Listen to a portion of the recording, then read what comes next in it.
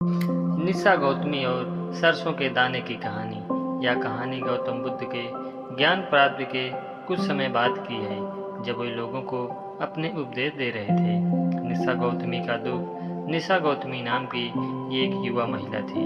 वह एक साधारण परिवार से थी। उसने हाल ही में एक प्यारे से बेटे को जन्म दिया था।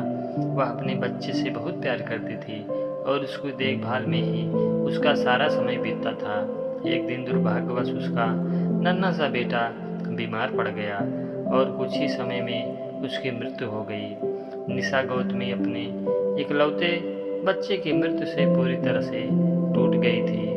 उसका दुख इतना गहरा था कि वह स्वीकार नहीं कर पा रही थी कि उसका बेटा मर चुका है। लोग उससे देखकर हैरान थे। कुछ ने उसे पागल समझा, कुछ ने उस पर दया की, लेकिन कोई उसकी मदद नहीं कर सका। अंततः एक समझदार व्यक्ति ने उससे कहा, पुत्री, तुम गौतम बुद्ध के पास जाओ, वही तुम्हारी समस्या का समाधान कर सकते हैं। हताश निशा गौतमी अपने मृत बच्चे को लेकर भगवान बुद्ध के पास पहुंची। उसने बुद्ध के चरणों में अपने बेटे को रखा और रोते हुए अपनी सारी व्यथा सुनाई।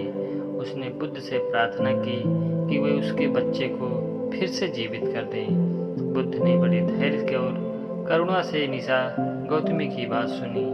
उन्होंने उसकी पीड़ा को समझा, लेकिन सीधे सीधे उसके बच्चे को जीवित करने का कोई झूठा आश्वासन नहीं दिया। इसके बजाय उन्होंने उसे एक अनोखा कार्य सौंपा। बुद्ध ने कहा, ठीक है निशा गौतमी, मैं तुम्हारे बेटे को जीवित कर सकता हूँ, लेकिन इसके लिए मुझे एक मुट्ठी सरसों के दाने लाकर देने होंगे। निशा गौतमी की आंखों में आशा की किरण चमक उठी। उसने तुरंत कहा, बस इतना ही, मैं अभी लाती हूँ। लेकिन बुद्ध ने अपनी बात जारी रखी। हाँ, लेकिन एक शर्त है, तुम्हें ये सरसों के दाने ऐसे घर से लाने हैं जहाँ किसी की कभी मृत्यु न हुई हो। निशा गौतमी फौरन अपने मृत बेटे को वहीं छोड़कर बुद्ध के कहे अनुसार सरसों के दाने खोजने निकल पड़ी। वह एक घर से दूसरे घर गई, हर दरवाजे पर दस्तक दी और उसने पूछा, क्या आपके घर में कभी किसी की मृत्यु हुई है? मुझे ऐसे घर से सरसों के दाने चाहिए जहाँ कभी कोई मरा न हो। लेकिन हर घर में वही जवाब मिला। किसी ने कहा, हाँ, मेरे दादा दादी गुजर चुके हैं। किसी ने कहा, मेरे पति या पत्नी की मृत्यु हो चुकी है। किसी ने अपने बच्चे को खोया था, तो किसी ने अपने माता पिता को। हर घर में किसी न किसी परिजन की मृत्यु हुई थी।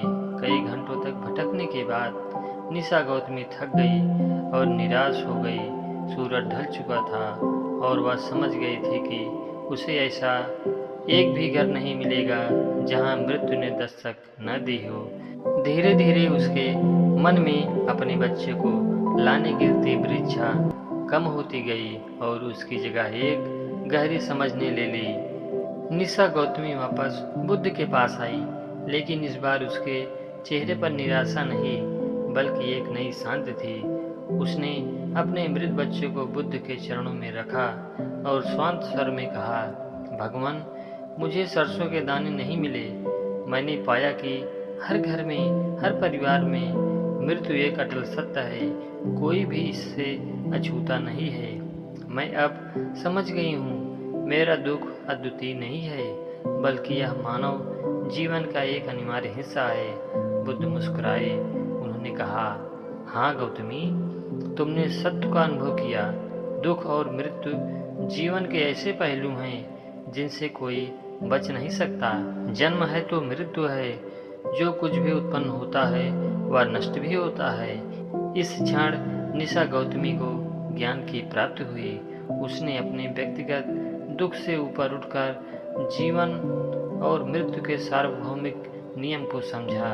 उसने अपने बेटे का अंतिम संस्कार किया और बुद्ध की शिष्या बन गई। उसने अपने शेष जीवन को आध्यात्मिक साधना में समर्पित कर दिया।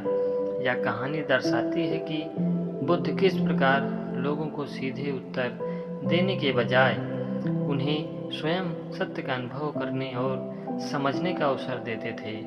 इनका ज्ञान शब्दों से परे था, यह अनुभव और आत्मबोध पर आधारित था।